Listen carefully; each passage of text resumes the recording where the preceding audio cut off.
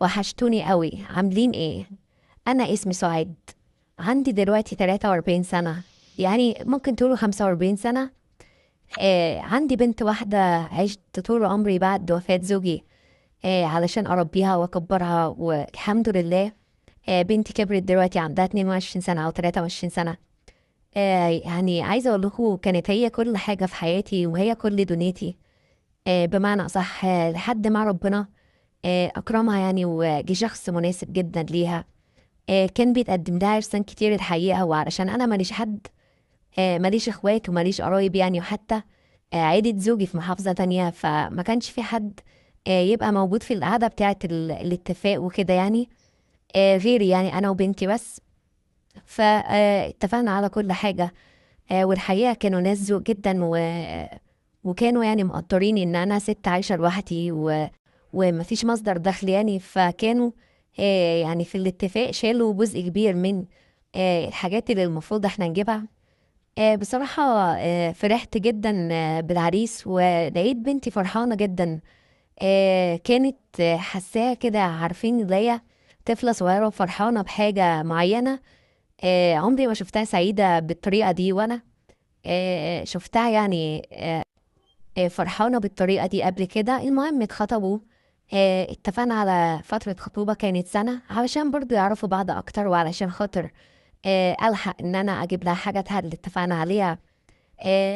علشان يعني الظروف زي ما قلت لكم ما كانتش أحسن حاجة، وأنا كنت شايلة قرشين كده للزمن، أو زوجي يعني كان سايب لي قرشين.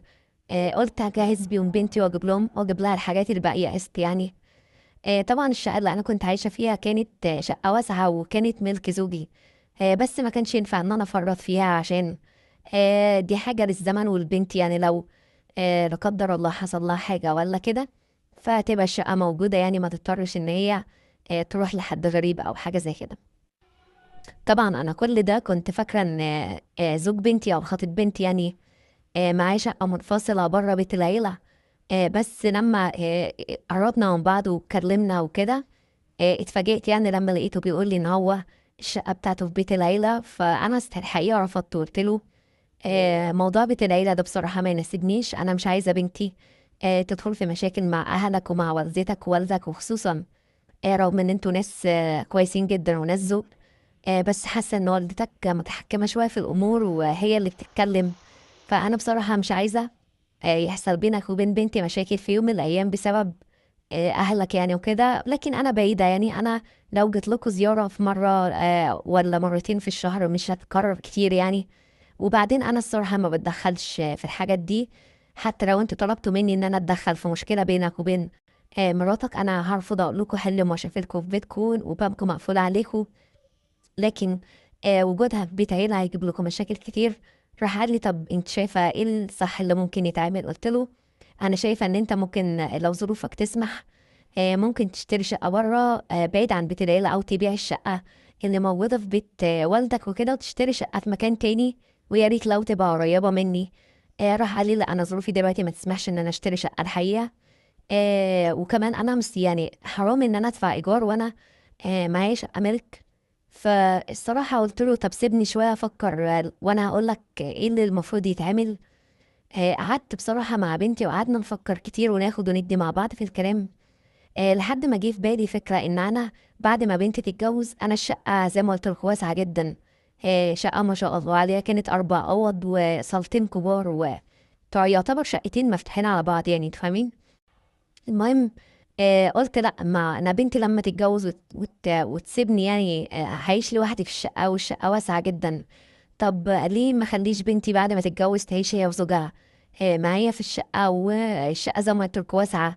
ولو عاوزين نبني مثلا حيطه علشان تبقى شقه منفصله، انا ما عنديش مشكله. على الرغم ان الموضوع كان في البدايه مضايقني يعني، علشان خاطر معروفه ان الشقه على الزوج. لكن قلت لا، ما هو كده كده معاه شقة، والراجل مش معترض على حاجة. الفكرة كلها بس فيا أنا وبنتي، أنا مش عايزة إن هي تعيش في بيت عيلة. المهم فمن هنا جات لي الفكرة، فاتصلت بخطيب بنتي، قلت له أنا عايزة أتكلم معاك شوية. وفعلا جه قعد معايا وقعدنا نتكلم مع بعض، وقلت له بص، دي بنتي الوحيدة وأنا مش هستخسر فيها حاجة. وعايزاك لما تتجوز بنتي تيجوا تعيشوا معايا هنا في الشقة، وانت شايف الشقة واسعة ما شاء الله قد ايه، وهتبقوا بحريتكم وبراحتكم جدا. انا يعني مش هاخد غير الأوضة الصغيرة اللي بعيدة دي، وانت معاك 3 أوض ما شاء الله تعيش فيهم انت وبنتي براحتكم. ولما ربنا يرزقكم بأولاد برضو الشقة واسعة وتشيل من الحبايب ألف. قال لي انا مش عارفه اقول لك ايه بصراحه، ما حدش بيعمل اللي انت بتعمليه ده، بس انا في المقابل يعني هديكي ايجار حتى لو رمزي، علشان خاطر يعني ما احسش ان انا قاعد ببلاش. فبصراحه قلت له لا، انا مش عايزه فلوس ولا عايزه اي حاجه. دي شقه بنتي في الاول وفي الاخر، وشقتكم انتوا الاتنين، وانا لو عشت النهارده مش عايش بكره. راح لقيته بيقول لي لا ما تقوليش كده، ده انت لسه صغيره وزي القمر. ده انا بفكر اشوف لك عريس. المهم قعدنا نضحك.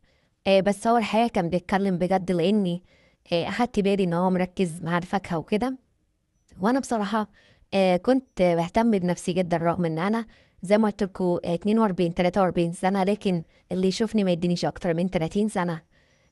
المهم عدت السنه بتاعت الخطوبه بسرعه جدا، وانا شايفاهم فرحانين جدا وسعدة جدا. لحد ما حددنا ميعاد الفرح وجبنا كل حاجة.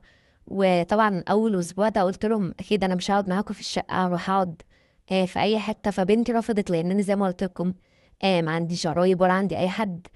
فبنتي قالت لي لا مش هينفع تروحي تقعدي في أوتيل يعني أو لوكاندا. لا طبعا، خليكي قاعدة معانا واحنا هنعيش مع بعض زي أسرة كلنا مع بعض، وانت زي والدته. وكلام بقى من النوع ده. وحتى هو كمان قال لي لا مش هينفع وما تسيبيش بيتك. انا هاخد مراتي وهنروح نقعد يومين 3 في اوتيلي، وبعد كده هنرجع وخلاص ونعيش مع بعض يعني. فقلت له خلاص يا حبيبي اللي انت عاوزه. المهم فعلا بعد الفرح كان فرح تحفة جدا، وكان فرح جميل. قعدنا نغني، طبعا انتوا عارفين اللي بيحصل في الافراح.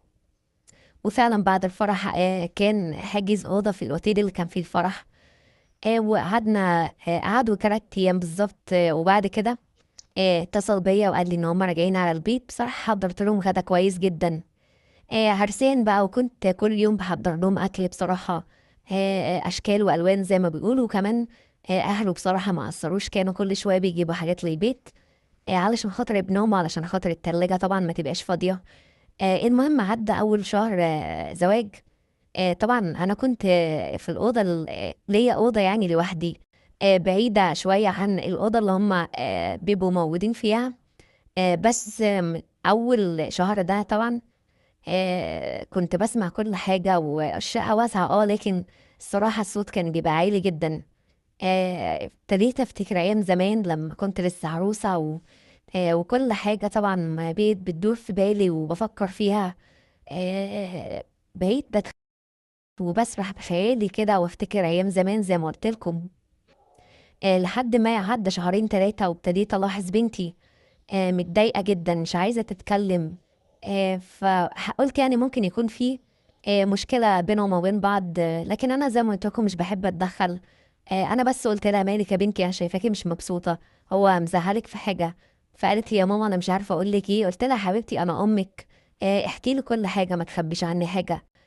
وبعدين تعرفيني انا مش بتدخل في حاجه، انا بس عايزاكي تفضفضي وتحكي لي. فراحت قالت لي ان هو يعني الموضوع ده بيطلبه كتير جدا وصعب جدا في الموضوع ده. فبصراحه قلت لها انا خدت بالي، يعني انا بسمع كل حاجه تقريبا.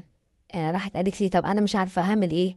قلت لها يا بنتي معلش، كل العرسان كده ومش هيفضل على طول كده الكلام ده يعني. راحت قالت لي يا ماما انا بجد ما يعني نفسيتي وحشه جدا، انا لسه يعني الموضوع جديد عليا ومش حاسه باي حاجه كويسه خالص في الموضوع. فقعدت اضحك بصراحه وقلت لها يا بنتي يعني الحاجات دي بعد كده هتبقى حلوه جدا، وهتبقى انتي سعيده جدا ومبسوطه.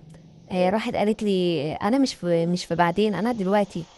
قلت لها طب يعني انا مش عارفه اقول لك ايه، يعني عايزاني اتكلم معاه؟ فقالت يا ريت يا ماما خليك خف عني شويه.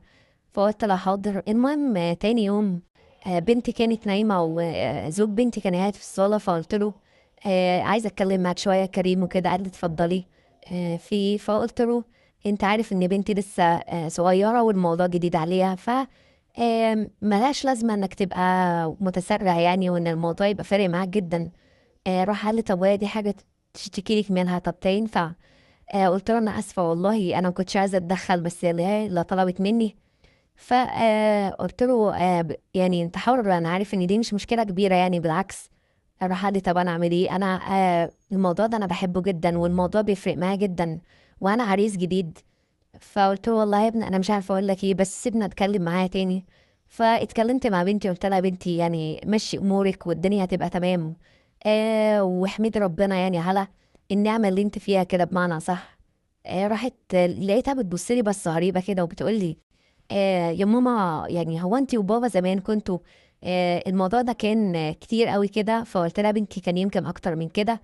قالت لي طب هو انا ممكن اطلب منك طلب؟ فقلت لها اكيد يا حبيبتي اطلبي. قالت لي هو انت ممكن تساعديني في الموضوع ده؟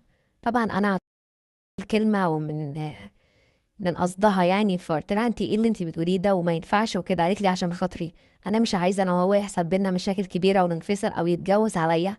فبصراحه صعبت عليا جدا وقررت ان انا فعلا اساعدها. وهي ظبطت كل حاجة مع زوجها. وفي يوم كده واحنا كنا قاعدين لقيت بنتي دخلت على الأوضة وندهت لي.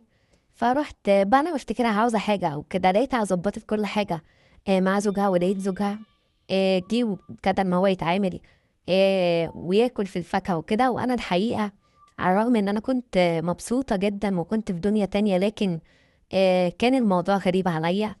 المهم الموضوع يعني حصل كل حاجة بمعنى أصح. وبنتي كانت موجودة والموضوع ابتدى يتكرر كل يوم لحد ما بنتي بيتحمل. فالحقيقة أنا مش عارفة أعمل إيه وأتصرف إزاي. اللي حصل ده يعني حرام وغلط، وأنا كده بغضب ربنا. بس بصراحة مش عارفة أتصرف إزاي، وهل أتخلى عن بنتي في الوقت ده ولا أفضل جنبها؟ يا ريت تنصحوني لأن بجد نفسيتي وحشة جدا. وأنا كده